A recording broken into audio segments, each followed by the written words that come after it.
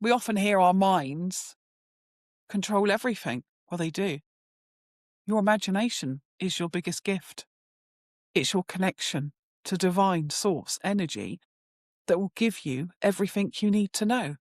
You won't worry about having to make steps with the absolute knowing of wherever those steps lead, you will be okay. Can you imagine what that feels like, knowing?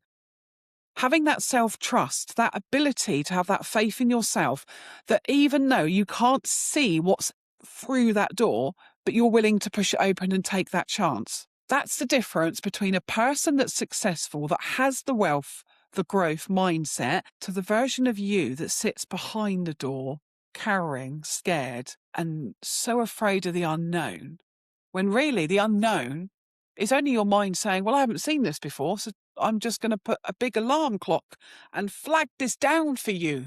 But it was never meant for you to go into that absolute fear, fight, flight, nervous system state and sit back down for the rest of your days. You know you want more. You know you're worthy of more, because you are.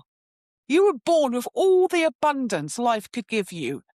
When you were born, you were screaming and crying, and you just knew you had total faith you were going to be picked up, cared for, you were going to have your nappy changed, you were going to be fed. You knew, and you weren't shy. But over the lifetimes of everybody else's controls, conditions, stories, beliefs, we absorbed all of those and took them on as our own. So now we're seeing through those people's lenses that are so out of date and don't even live in the world that we do today, that how can we allow those programs still to run us? You wouldn't have a phone with a system that was 20 years old. You wouldn't buy a computer and buy a program that was 20 years old. It wouldn't even run it, would it? The systems, the computers now wouldn't even pick up the Pac-Man cassettes that we used to have, the Ataris. Do you remember those? We had to wait half an hour for some of those games on a cassette to upload. But we had patience. We didn't have that screaming, picking it up. Nowadays, we've got a 3-second memory.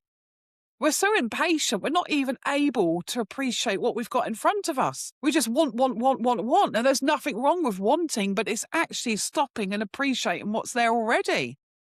So look how quick in the last 30, 40 years life has changed. So ask yourself, what can you go and do today? Go outside for a walk. Get out in nature. And the reason I tell you this now is you know how good you feel afterwards after you've been for a walk in nature, whether it's the local park, the forest, the beach, wherever, because actually your nervous system starts to relax. And that's where ideas will start to come to you from the questions that you're asking. How do you move out of where you are? If you don't slow the mind down, if you don't give your space in your mind, don't expect the answers to come in. Elevating yourself is all about expanding and making room for the new, but also moving the old out.